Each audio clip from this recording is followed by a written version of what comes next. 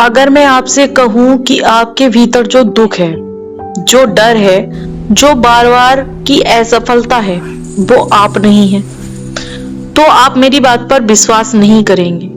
लेकिन अगर मैं कहूं कि ये बात उपनिषद कहते हैं, तो शायद आपका मन कहीं ना कहीं ठहर जाएगा। अगर आप अपनी पौराणिक कथाओं पर जरा सा भी विश्वास करते हैं तो हमारे साथ बने रहिए, क्योंकि आज हम एक रहस्यमयी बात बताना चाहते हैं जो उपनिषदों ने फुसफुसाकर नहीं, एक सत्य को बताया है, चेतना को बताया है। आपके भीतर जो दुख है, जो डर है, जो बार बार की असफलता है, जो आप नहीं है, आप उन्हें देख रहे हैं, और जो देख रहा है, उपनिषद कहते हैं वही शिव है। शिव कोई करने वाला नहीं है, वो युद्ध नहीं लड़ते, वो कर्म नहीं रचते, वो भागते भी नहीं है, वो सिर्फ साक्षी हैं। और जिस दिन मनुष्य ने ये एक बात समझ ली, उस दिन भय बिना लड़े ही गिर जाता है।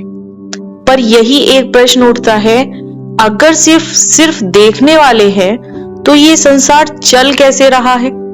और ये सत्य महाशिवरात्रि की रात ही क्यों खुलता है? आज की ये कथा कोई पौराणिक कहानियों में से नहीं आ रही है, ये वही है जो उपनिषदों ने बहुत धीरे धीरे, बहुत गहराई में छुपा कर कहा है। हम क्यों उलझे रहते हैं? हमारी पूरी पीड़ा की जड़ एक ही है, हम खुद को कर्ता मान बैठते हैं। जब काम सफल होता है तो अहंकार कहता है मैंने किया है, और जब असफल आती है तो मन टूटकर कहता है मैं ही निकम्मा हूं। सब चीज, असफलता और सफलता, सब मैंने। उपनिषद यही प्रश्न उठाते हैं, जब सब कुछ बदल रहा है, वो तुम कैसे हो सकते हो?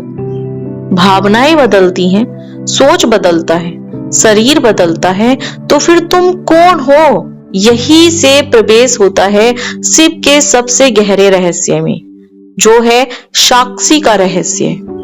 आइए उपनिषद क्या कहते हैं।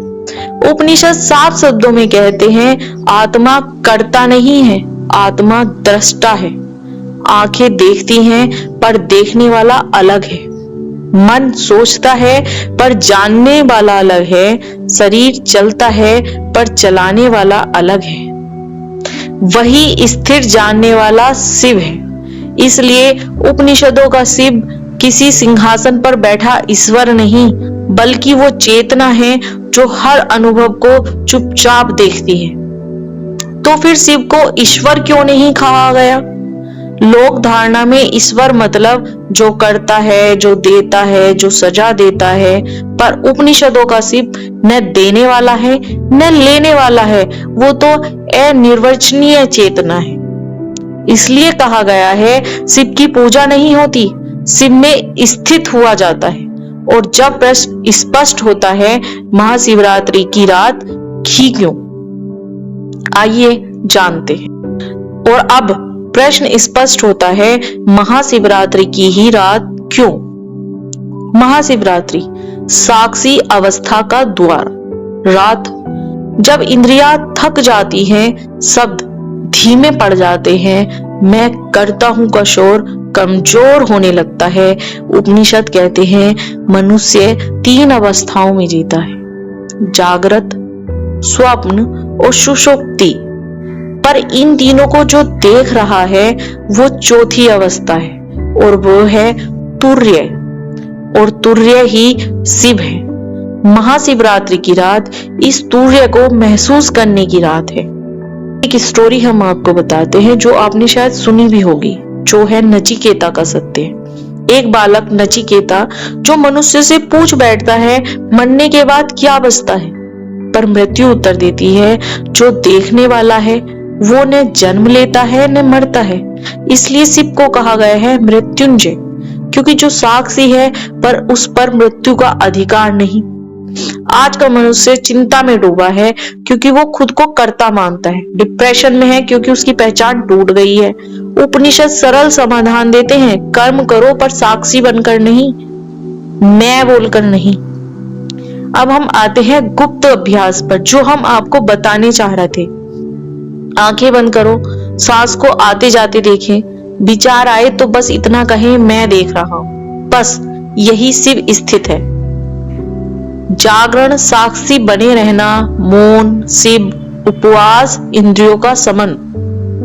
अगर आज आपको एक क्षण भी लगा कि हमने जो बात कही वो आपके दुख से अलग है, तो समझ लीजिए शिव ने आपको छू लिया है। इस सत्य को आगे बढ़ाइए, क्योंकि ऐसे व्यक्ति तक जिसे अपने भीतर का सिर्फ फिर से याद आना चाहिए, जो अपनी कंपेयर को इस उपनिषद के वाक्यों में समझे, इन उपनिषदों की कहानियों में समझे। और हमारे चैनल को फॉलो करें और कमेंट में लिखिए हर हर महादेव, क्योंकि ये चैनल आपको कोई कथा नहीं सुनाता, ये उपनिषदों में छुपा सत्य छुपा सुनाता है। तब तक के लिए हर हर महादेव।